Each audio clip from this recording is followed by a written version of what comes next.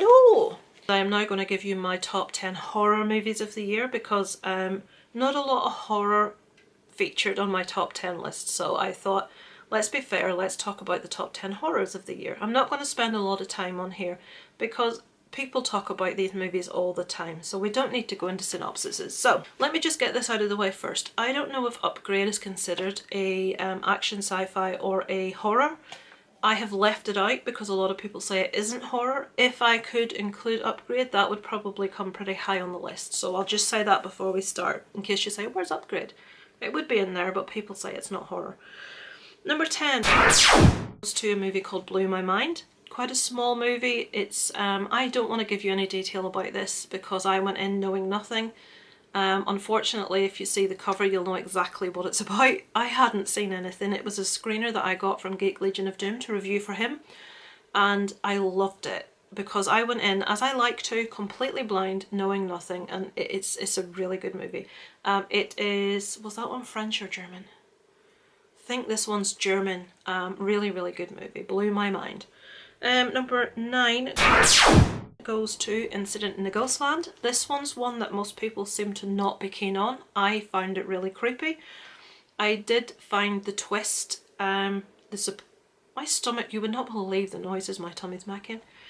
I found the twist quite, I kind of knew where it was going, but I liked how it ended. I liked where they went with it. I found it really creepy. There were aspects of it I thought could have been better, but on the whole, I liked what they did with that one. So number 8 goes to Wildling. I spoke about this before. I really, really enjoyed this. Again, it's one that a lot of people seem to be a bit, yeah, it was okay. I loved it. I thought it was excellent. And also we've got the guy that voices Chucky. My memory, I apologise, it's terrible. The guy that voices Chucky is in this. Oh, it's annoying me now that I can't remember his name. I'm not going to think about it. I'm going to go on to the next one. Number 7 is Cam. It's a relatively recent one that was on Netflix. If you haven't seen Cam and you've got Netflix, definitely check it out. It's well worth watching. It's quite a novel, unique idea.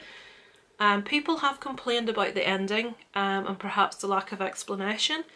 I loved the ending. The ending was my favourite part of the movie. I loved what they did, and it came completely out of left field for me. I did not see it coming. How she rectifies her problem, loved it. Number 6 goes to Annihilation. Again, this is coming up on horror lists, but I felt it was quite sci-fi when I watched it. But I really loved this, and the effects in this are unbelievable. There's effects concerning a bear in this that I just, wow, I was transfixed. Loved it. So if you haven't seen Annihilation, well worth checking out. Again, that's on Netflix. Number 5 goes to Halloween. People are in two minds about that one. I personally really, really enjoyed it. When I first watched it, I was struggling between this one and Halloween 2.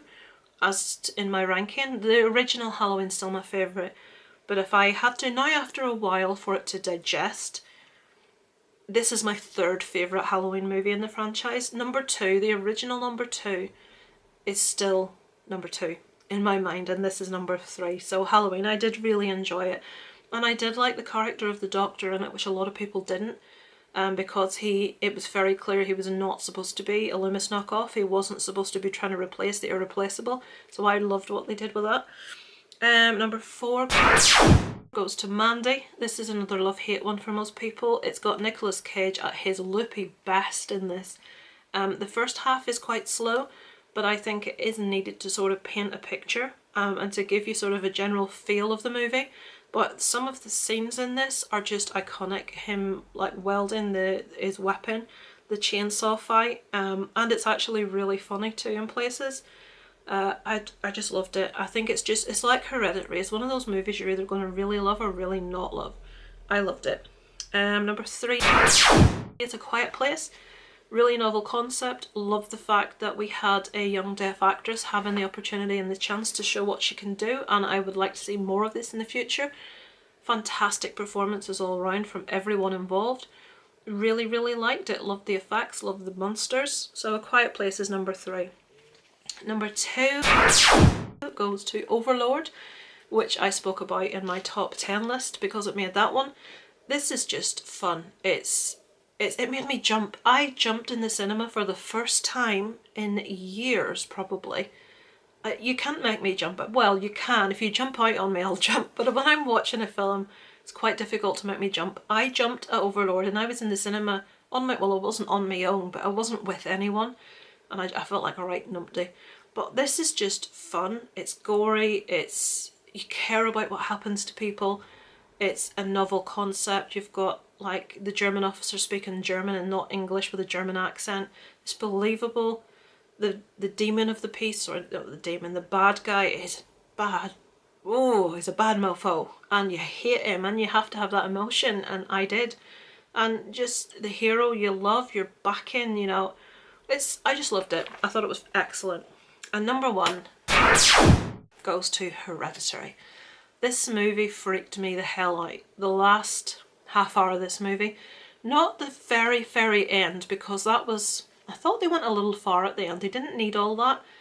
But up until the point where the mother goes into the treehouse and some stuff happens, my God, the imagery, it just freaked me the hell out. Stuff up in the corner of the frame when you're looking at something else, and I don't want to go into detail, but some of the imagery in that is really, really creepy and really freaky, and it stayed with me for a while afterwards. I know some people didn't enjoy it, but I loved the hell out of it. It reminded me in its style of The Shining. It isn't in your face. It isn't... You're not given everything at once. It's got a very somber, almost uncomfortable feel while you're watching it, and The Shining makes me feel like that. So it gave me that same sort of uncomfortable anxiety, and then the point where you're like, oh God, that's awful. That's how it made me feel. So it comes in at number 1. Something I forgot to do on my top 10 movies of the year was give a few honourable mentions. I'm going to remember to do that for the horror. I'm just going to fire through the names. I'm not going to go into detail. Honourable mentions of horror this year. I have to mention What Keeps You Alive, Upgrade, Revenge, Marrowbone, Cargo, Mum and Dad, and Summer of '84. I enjoyed all those ones also. So yeah, I will leave that there for today. Thank you for listening. Let me know below in the comments what your thoughts are. Are you going to do a top horror list of the year? If you are, let me know and I'll check it out. Let me know below in the comments what your thoughts are. Over and out from Lisa Lives.